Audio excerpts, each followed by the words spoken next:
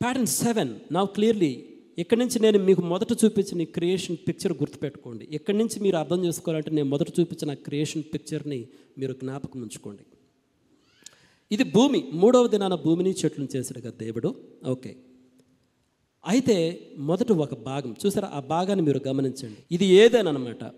ఏదేను ప్రాంతంలో మళ్ళీ ఒక వనం ఉంది, అదొక వనం.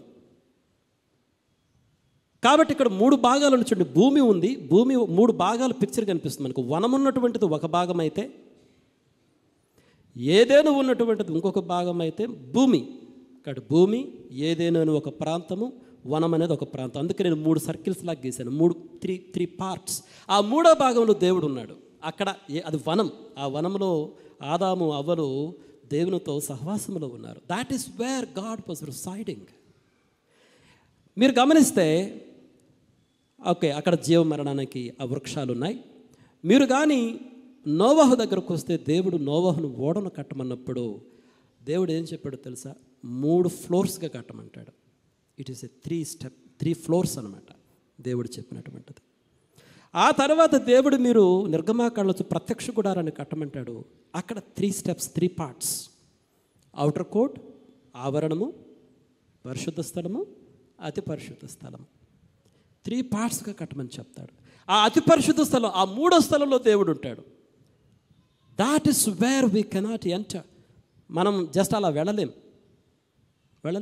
ఓన్లీ ప్రధాన యాజకుడు, అది కూడా సంవత్సరానికి ఒకసారి వెళ్తాడు అతి పరిశుద్ధ స్థలంలోకి. The place where God was residing. ఆ తెరనే యేసుక్రీస్తు ప్రభువారు సిలువలో ఆయన చనిపోయినప్పుడు ఆ తెర చించబడింది. You see. ఆ తర్వాత ఒకసారి పౌలు గారు కొరింథీయులకు రాసిన 2వ పత్రికలు అంటాడు, క్రీస్తునందున్న యొక్క మనుష్యుని నేను ఎరుగుదును, అతడు 14 సంవత్సరముల క్రిందట 3వ ఆకాశమునకు కొనిపోబడెను.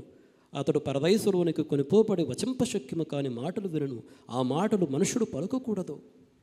Paul, he went and he heard the words of God in the 3rd heavens.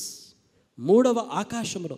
మొత్తం ఎన్ని ఆకాశంలో మనకు తెలియదు, కానీ 3వ ఆకాశమునకు పౌలు గారు వెళ్ళారు. అక్కడ he heard the voice of God, the words of God. వీటన్నిటిలో you see there is a pattern. మీరు ఆది కాండములో ఒక ప్యాటర్న్ ఉంది. 3 కంపార్ట్మెంట్స్ ప్యాటర్న్ అన్నా నేను. నోవహులో 3 కంపార్ట్మెంట్స్ నోవహు ఓడలో ఉన్నాయి. ప్రత్యక్ష గుడారంలో 3 కంపార్ట్మెంట్స్ ఉన్నాయి. మోషే పౌలు గారు అంటున్నారు మొత్తం ఎన్ని ఆకాశాలు ఉన్నాయో అని నాకు తెలియదు. చూడండి, నాకు తెలియదని చెప్తున్నాను. మొత్తం టోటల్ 3 ఆకాశాలు ఉన్నాయని నేను చెప్పడం వల్ల మీరు గమనించారా? ఎన్ని ఉన్నాయో నాకు తెలీదు. మొత్తానికి 3వ ఆకాశానికి పౌలు గారు వెళ్ళారు. అక్కడ దేవుని మాటలు విన్నాడు.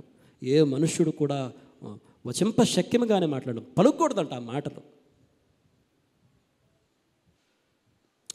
అందుకని దీన్ని ఏమన్నానంటే 3 భాగముల నమూనా అన్న.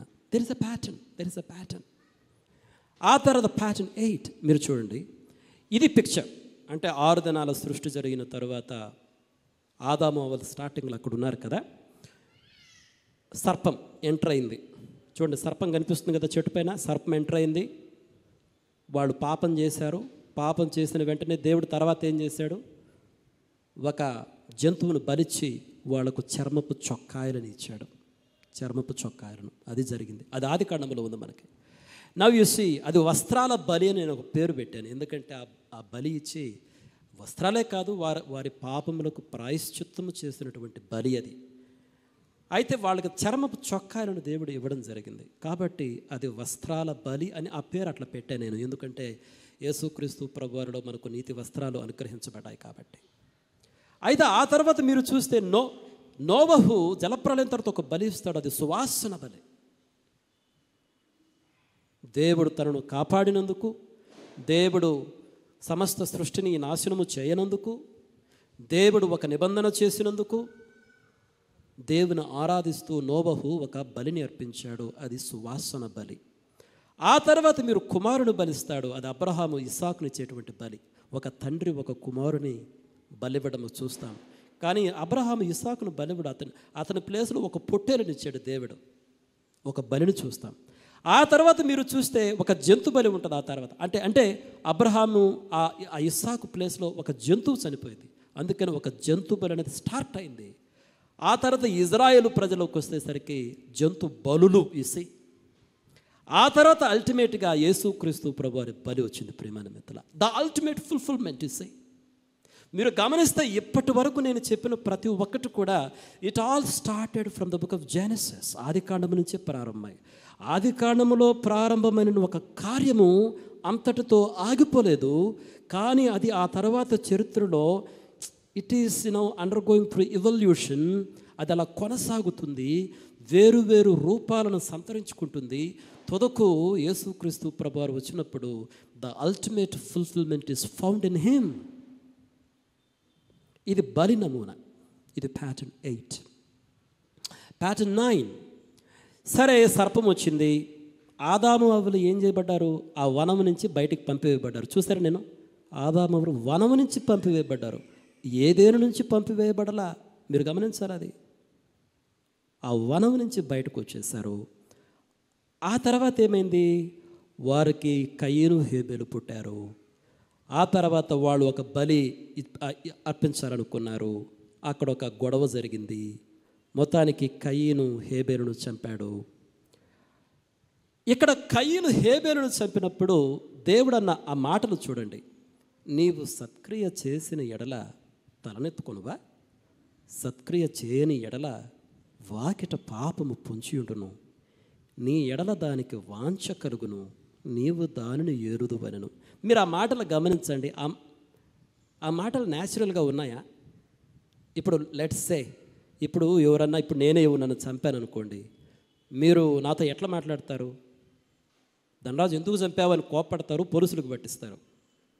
అంతేగాని ఇట్లా నువ్వు సత్క్రియ చేయకపోతే వాకిట పాపం పొంచి ఉంటుంది, నీ ఎడల దానికి వాంఛ కలిగిద్ది, నువ్వు దాన్ని ఏళ్తావని ఎవరైనా మాట్లాడతారా? మాట్లాడరు. నేను I want to be very rationalistic. Rationalistic అంటే ప్రధాన్ని ప్రశ్నించాలనుకుంటున్నా. ఇది అన్యాచురల్ వర్డ్స్ అని నాకు అనిపిస్తుంది. They are unnatural, they are not natural. మీరు ఎవరైనా మనిషితో చంపితే, ఒరే ఎందుకు చంపారో నువ్వు, నీకు తెలియదా? వాకిట పాపం ఉంటుందని నీకు తెలియదా? మనం ఎవరు అను. కానీ ఆ మాటలో దేవుడు మాట్లాడాడంటే కావలసుకొని మాట్లాడినాడు దేవుడు. Intentionally he's trying to inform us something. ఏదో మనకు తెలియజేయాలనుకుంటున్నాడు, ఏదో. కాబట్టి ఆ మాటలు అక్కడ దేవుడు పెట్టాడు. I want you to be very అంటే రేషనలిస్టిక్. అక్కడ దేవుడు ద్వారము అన్నటువంటి ఒక నమూనాను, ఒక ప్యాటర్న్ ఇంట్రొడ్యూస్ చేశాడు.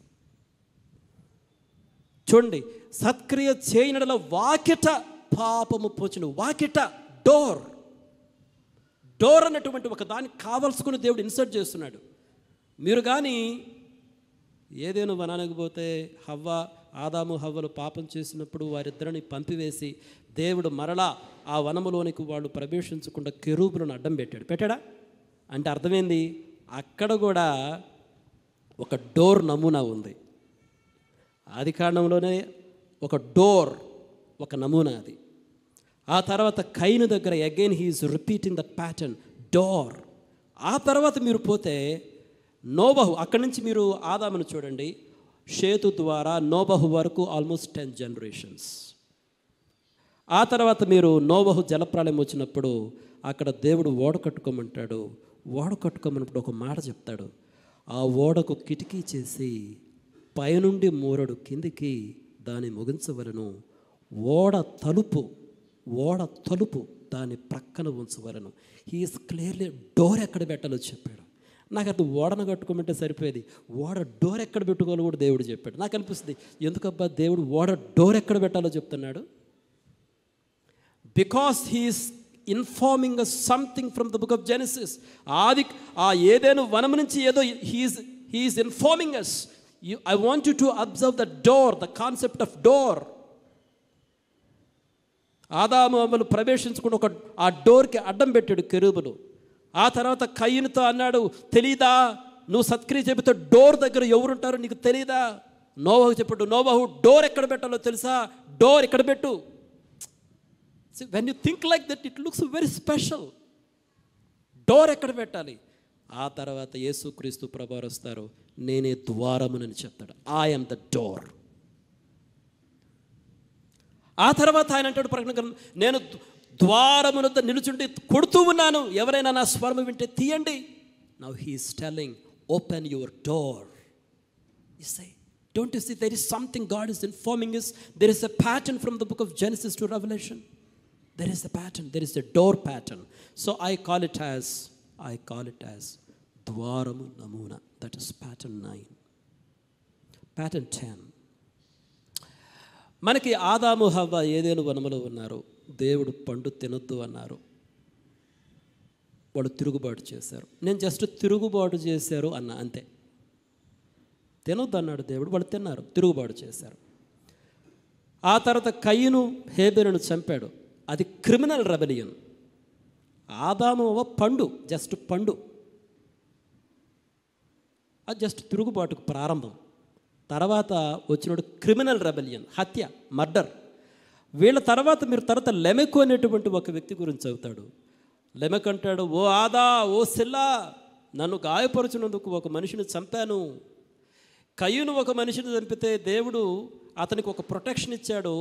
కయ్యూనుకు ఎవరైనా హాని చేస్తే 7 అతనిని దండిస్తాను అన్నప్పుడు, నాకెవరైనా హామ్ చేస్తే 77 దేవుడు అతను దండిస్తాడు. చూడండి, ఇప్పుడు ఈయన చంపి ఒక పాట పాడుతున్నాడు. లెమెక్కు ఒక పాట పాడుతున్నాడు చంపి, అంటే గొప్ప చెప్పుకున్నాడు. కయ్యూన్ని 7 దేవుడు ప్రొటెక్ట్ చేస్తే నన్ను ఎవరైనా ఏమంటే 77. అదే 70 times 7. మనకు ఒక్కొక్కసారి 70 times 7 అనే పదం ఎలా ఇంటర్ప్రెట్ చేయాలో మనకు తెలియదు. కానీ లెమెకు దగ్గరకు పోతే 70 times 7 అనేది ఎలా ఇంటర్ప్రెట్ చేయాలో అక్కడ అర్థమవుతుంది. కాబట్టి లెమెకుది ఏంటంటే వయలెంట్ రెబెలియన్, వెంజన్స్, పగ.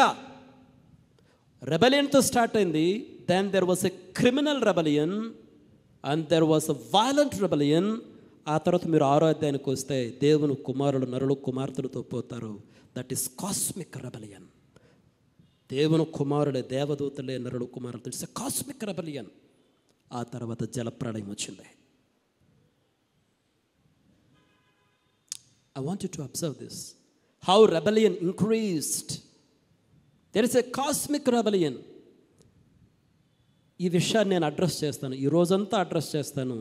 దీని ఫుల్ఫిల్మెంట్ మీరు లాస్ట్ మెసేజ్లో చూస్తారు. చూడండి, లాస్ట్ మెసేజ్కి మీరు ఉండాలి.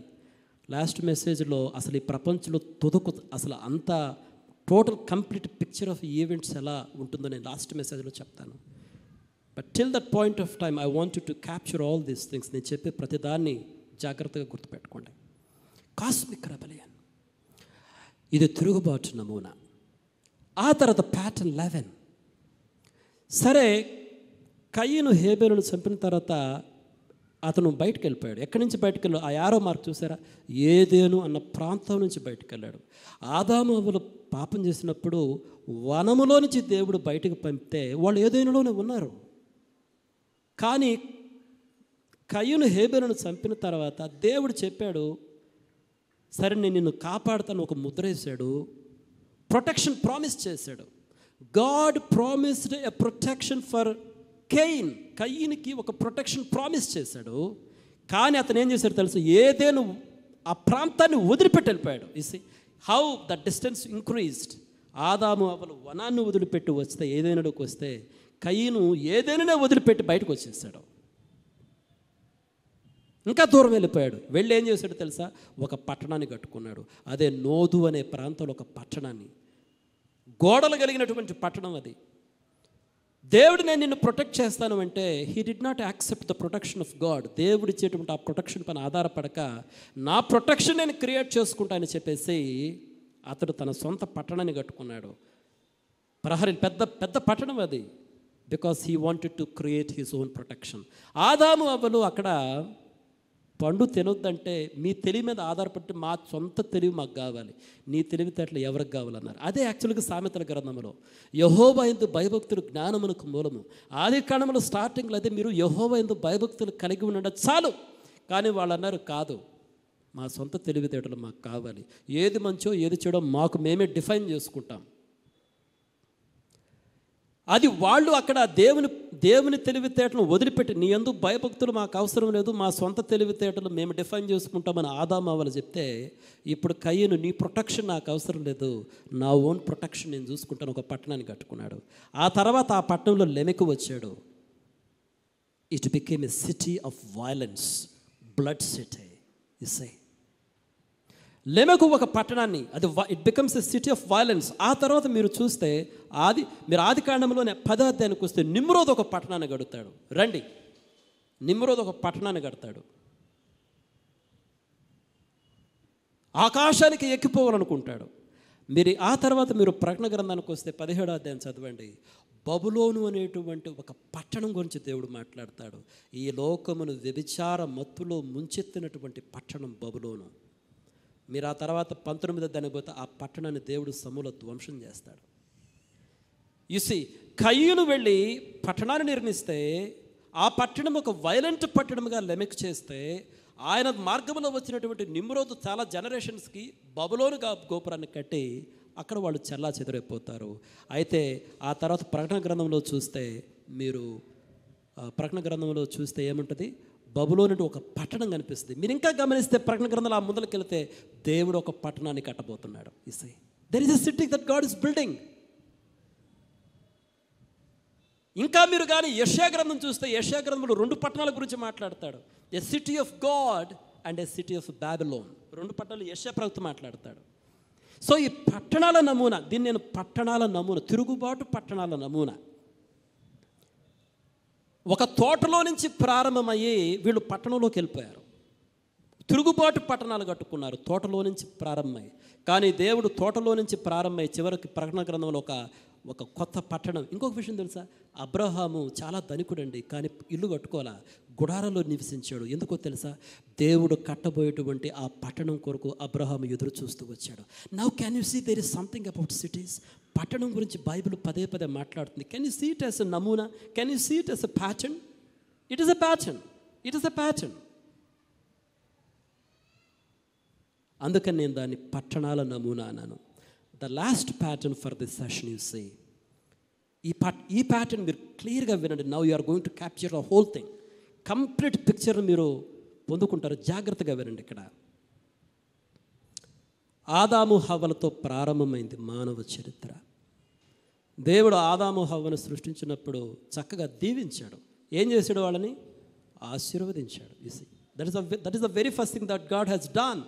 ఆదాము హవ్వను సృష్టించిన తర్వాత దేవుడు చేసిన మొదటి పని ఏంటంటే హీ బ్లెస్డ్ దెమ్. నాకు చాలా హ్యాపీగా ఉంటుంది నిజంగా. మనం ఎంత ప్రయాసపడతామో దీవెన కొరకు, ఎంత దుఃఖపడతామో, ఎంత దిగులు పడతామో. కొంతమంది అయితే ఎన్ని అడ్డదారులు దొక్కుతారో దీవెన కొరకు. కానీ దేవుడు అన్నాడు, he blessed them. The moment when he created, the very first thing that God did, he blessed them. That is the very first thing that God did. దేవుడు చేసినటువంటి మొట్టమొదటి పని ఏందో తెలుసా? He blessed them. వారిని దీవించాడు. It started with a blessing. అయితే ఆ తర్వాత ఏమైంది? వారికి 3 పిల్లలు, కయీను, హేబెలు, షేతు. కయీను, హేబెలు, షేతు తర్వాత పుట్టాడు. ఇంకా అఫ్కోర్స్ ఆదాము ఇంకా చాలామంది పిల్లలు ఉన్నారు. నేను ఇక్కడ 3 పెట్టాను. కయీను, హేబెల్ని చంపారు. అక్కడ సహోదరుల మీద ఒక విభేదం స్టార్ట్ అయింది. కయీను, హేబెలు, there is a clash between the brothers. ఆ తర్వాత నోవహు సమయం వచ్చింది. దేవుని కుమారులు నరుల కుమార్తెలతో వెళ్ళి వ్యభిచారం చేశారు. జలప్రళయం, ఆ ప్రపంచం అంతమైపోయింది. ఈ ఈవెంట్స్ బాగా గుర్తుపెట్టుకోండి. ఒక ఆశీర్వాదంతో ప్రారంభమైంది, దేవుని తీర్పుతో అంతమైపోయింది. That is cycle 1. That is cycle 1. ఆ తర్వాత ఎవరు స్టార్ట్ చేశారు? మరి నోవహు భార్యతో స్టార్ట్ అయింది. దేవుడు నోవహు భార్యతో చేసిన ఫస్ట్ థింగ్ ఏంటో తెలుసా? He blessed them. You go and read the Bible. ఆశీర్వాదంతో స్టార్ట్ అయింది. మళ్ళీ నిన్ను దీవిస్తా నోవహు. He blessed them. ఆ తర్వాత వాళ్ళకి మళ్ళీ 3 కుమారులు ఉన్నారు, షేము, హాము, యాపెతు. ఈ హాము అనేవాడు చేయకూడని పని ఏదో చేశాడు. మనం చాలాసార్లు హాము చేసిన నేరం ఏదో మనకు అర్థం కాదు. మనకు అక్కడ ఏమని ఉంటుందంటే, హాము తన తండ్రి యొక్క నేకెడ్నెస్ను, నగ్నంగా తన తండ్రిని చూశాడని అనుకుంటాం. But that's not what it is. ఆ మాటలకు వేరే అర్థం ఉంది. ఈసారి కాన్ఫరెన్స్లో వివరిస్తా. That's not what it is. తండ్రిని తాగి బట్టలు పడుంటే చూస్తే ఇంక చూడక ఏమైంది? తాగి బట్టలు పడుంటివి, బట్టలే లేకపోయి ఒంటి మీద, నీకు సహాయం చేయాలన్నా చూడాలి. కానీ హాము చేయకూడని పని ఏదో చేశాడు. I will explain that in the days to come. అయితే చివరికి ఆ హాము సపరేట్ అయిపోయాడు. యాపేతు షేము సపరేట్ అయిపోయారు. సహోదరుల మధ్య విభేదం స్టార్ట్ అయింది అక్కడ. మీరు ఆ తర్వాత ఆ ప్రవచనాలు చదవండి. అక్కడ నోవహు ఎలా దీవిస్తాడో, there is a clash between the brothers. ఆ తర్వాత నిమ్రోదు వచ్చాడు అదే దారిలో. నిమ్రోదు ఆకాశానికి ఎక్కి ఒక పట్టణం కట్టాడు. దేవుడు చెల్లా చెదురు చేశాడు, చెదరిపోయారు. యు సే మొదటి ప్యాటర్న్ చూడండి. ఆదాము అవ్వ ఒక ఆశీర్వాదంతో స్టార్ట్ చేశారు. ఇట్ ఎండెడ్ విత్ ఇది జలప్రళయం. ఎప్పుడు జలప్రళయంతో ఎండ్ అయింది? దేవుని కుమారుడు నరులు కుమార్తెలతో పోయినప్పుడు ఈ జలప్రళయం. దేవుని కుమారుడు పైనుంచి కిందకు వచ్చారు. దేవుని కుమారుడు పైనుంచి కిందకు వచ్చారు. నరుడు కుమార్తెలు కింద ఉన్నారు, దేవుని కుమారుడు పైన ఉన్నారు, పైనుంచి కిందకు వచ్చారు. ఇక్కడ చూస్తే నోవహు భార్య ఆశీర్వాదంతో స్టార్ట్ అయింది. సహోదరుల మధ్య ఒక విభేదం స్టార్ట్ అయింది. వీళ్ళు ఇప్పుడు ఆకాశాన్ని కట్టే నగరం కింద నుంచి పైకి పోవాలనుకున్నారు. గమనించండి, this is a pattern. Now you see, వాళ్ళేం పైనుంచి కిందకు వచ్చారు, జలప్రళయం వచ్చింది. వీళ్ళేం కింద నుంచి పైకి పోవాలనుకున్నారు, దేవుడు చెల్లాచెదురు చేశారు. It is a pattern. See Moses, he designed it so perfectly because it is the hand of God. దేవుడు he is informing us something, ఏదో తెలియజేస్తున్నాడు మనకు. కాబట్టే there is a pattern in every event. That's what I want you to observe today. Right, చెదరిపోయారు. ఆ తర్వాత cycle 2 complete అయిపోయింది. Cycle 1 ఆదాము జలప్రళయం, సైకిల్ 2 నోవహు చెదరిపోట, సైకిల్ 3 స్టార్టెడ్ విత్ అబ్రహాం భార్య ఆశీర్వాదంతో స్టార్ట్ అయింది. దేవుడు అబ్రహాంని పిలిచినప్పుడు ఏం చేశాడు? I will bless you, I will bless those who bless you. నీ ద్వారా భూమిలోని సమస్త వంశాలు దీవించబడతాయి. ఇట్ స్టార్టెడ్ విత్ బ్లెస్సింగ్, ఆశీర్వాదంతో ప్రారంభమైంది. ఇష్మాయేలు ఇస్సాకు, వారిద్దరి గురించి ఒక మాట ఉంది. ఇష్మాయేలు ఇస్సాకును హీ పర్సెక్యూటెడ్, ఇబ్బంది పెట్టాడు, శ్రమ పెట్టాడు. సహోదరుల మధ్య విభేదం. Now can you see the same cycle? The same cycle is repeating. Can you see that? ఆ తర్వాత ఏమింది? ఇజ్రాయేలు దేశం వచ్చింది. దేవుని మరచారు, తర్వాత చెదరిపోయారు. That is the history of Israel. Now can you see a pattern? I want you to observe this pattern my friends. It is very essential for you to understand the Bible. బైబిల్ను సరిగా అర్థం చేసుకోవాలంటే you must see there is a design. There is a design. నేను చెప్పాను కదా, ఎందుకు నమూనా అంటే ఏంటంటే, ఒక విషయం పదే పదే కనిపిస్తూ ఉన్నప్పుడు we can call it as a pattern. దాని ఒక నమూనా అని పిలవచ్చు. నమూనాలను గుర్తించడం వలన గతంలో ఏం జరిగింది, ప్రస్తుతం ఏం జరిగింది, భవిష్యత్తులో ఏం జరగబోతుంది. ఈ నమూనాలకు బైబిల్లో నాకు మరొక పేరు ఏంటంటే దృష్టాంతములు. బైబిల్లో ఒక గ్రంథకర్త రాస్తాడు, ఇవి మన కొరకు, ఈ దృష్టాంతాలు మన కొరకు, మనకు మాదిరి. మాదిరి అంటే model. That is the mathematical word. It's a model for us. Now you say I'm going to come. దీన్ని ఆశీర్వాదము తీర్పు నమూనా అంటున్నా. ఆశీర్వాదంతో స్టార్ట్ అయింది, తీర్పుతో, అన్ని ఈ 3 cycles you observe. Now you సే, నేను చెప్పిన 12 ప్యాటర్న్స్ మీరు గమనించండి. సృష్టి ప్యాటర్న్ స్టార్ట్ అయింది. ఇదేంటో తెలుసా? నేసేవాళ్ళ మగ్గం. నేను చిన్నప్పుడు 8వ తరగతి కందుకూరులో ఉంటే మా ఇంటి ముందు ఈ నేత వాళ్ళు ఉండేవాళ్ళు. పొద్దున్న నిద్ర లేచి ఇంట్లో గేట్ దాటిట్టు వస్తే ఇంటి ముందు అన్ని దారాలే, రంగురంగుల దారాలు. ఆ చివరి నుంచి వీధంతా ఉంటాయి. వాళ్ళు చీరలు నేస్తూ ఉండేవాడు. బ్యూటిఫుల్. ఇదే ఆ మగ్గం. చాలా దారాలు లాగున్నాయి. ఈ దారాలన్నీ దేవుడు ఎక్కడి నుంచి లాగాడో తెలుసా? ఆది కాండం నుంచే లాగాడు. ఆ దారాలలో ఒక 12 దారాలు చెప్పాను మీకు, అంతే. There are so many other patterns which I did not cover. ఆ దారాలు ఏంటి ఈరోజు నేను మీకు చెప్పింది? సృష్టి అనేది ఒక దారం, వెలుగు, విశ్రాంతి, వివాహం, నిబంధన, ఏలుబడి, 3 భాగాలు, బలి, ద్వారం, తిరుగుబాటు పట్టణాలు, ఆశీర్వాదము, తీర్పు. ఇవన్నీ దారాలు. ఈ దారాలని కూడా ఆది కాండం నుంచే లాగారు. That's why I say it's very important how we understand the book of Genesis. It is the beginning of the beginnings. అన్నిటి ఆరంభం అక్కడే. అందుకనే ఇది చూసినప్పుడు నేనేమంటానో తెలుసు, దేవుడిని ఈజ్ ఎ గ్రాండ్ వీవర్. మహా గొప్ప నేతగాడు దేవుడు. ఆయన మహా గొప్ప నేతగాడు. Now I'm concluding with this. I'm going to end the first session. Conclusion జాగ్రత్తగా వినండి. నమూనా అంటే ఏంటి? ఈ సెషన్ విన్న తర్వాత మీకు అర్థం. నమూనా అంటే ఏదైనా ఒక అంశము లేఖనాలలో పదే పదే కనిపిస్తూ ఉంటే అది ఒక నమూనా. It is a pattern. రెండవది, నమూనాలు గుర్తించడం వల్ల మనకు కలిగే లాభం ఏంటంటే, గతంలో ఏం జరిగింది, ప్రస్తుతం ఏం జరుగుతుంది, భవిష్యత్తులో ఏం జరగబోతుంది, దీనిపైన ఒక స్పష్టతను నమూనాలు కలిగిస్తాయి. Now let me picturize this. దీనంతా ఆది కాండము, ప్రకటన గ్రంథం. నేను స్టార్టింగ్లో చూపించాను కదా, ఆది కాండంలో సృష్టి అనేటువంటి ఒక దారం, ఒక రే ఆఫ్ లైట్, అది ప్రకటన గ్రంథంలో నూతన సృష్టితో ఎండ్ అయింది. ఆది కాండములో వెలుగుతో స్టార్ట్ అయితే ప్రకటన గ్రంథంలో గొర్రెపిల్ల వెలుగుతో ప్రకటన గ్రంథం ఎండ్ అవుతుంది. అంటే అక్కడి నుంచి మనం శాశ్వత కాలంలోకి ప్రవేశిస్తాం. ఆది కాండములో విశ్రాంతి ప్రారంభమైతే ఆ విశ్రాంతి ఇంకా నిలిచే ఉంది, అది ప్రకటన గ్రంథంతో ప్రారంభమవుతుంది. ఆది కాండములో వివాహంతో ప్రారంభమైతే ప్రకటన గ్రంథం 19వ అధ్యాయంలో గొర్రెపిల్ల వివాహ సమయం వచ్చింది, ద ఫుల్ఫిల్మెంట్ అక్కడ ఎండ్ అవుతుంది. ఆది కాండంలో ఒక నిబంధనతో ప్రారంభమైతే ఆ నిబంధన యొక్క యేసుక్రీస్తు ప్రభువులో నెరవేరి అది ప్రకటన గ్రంథంలోకి మూవ్ అవుతుంది. ఆది కాండంలో ఏలుబడితో ప్రారంభమైతే అది తుదకు యేసు గొర్రెపిల్ల పరిపాలించడము, ఆయన ద్వారా విశ్వాసులు పరిపాలించడం అనేది మనం ప్రకటనలో చూస్తాం. ఆది కాండంలో 3 కంపార్ట్మెంట్స్ మనం చూస్తే 3వ ఆకాశంలో ఆయన మనకి దేవుడు పౌలు గారితో మాట్లాడి చూస్తే మనం తుదకు దేవునితోటే నివాసం చేయబోతున్నాము అన్నటువంటిది ప్రకటన గ్రంథంలో ఉంటుంది. ఎందుకంటే 3వ భాగం అనేది మనకి ఏదైనా వనంలో ఆ 3వ భాగం అనేటువంటి దేవుడు నివసించు స్థలము, ప్రత్యక్ష గుడారంలో ఆ 3వ భాగం అనేటువంటిది దేవుడు నివసించు స్థలము. పౌలు అంటే నేను 3వ అక్కడే దేవుని స్వరం విన్నానంటాడు.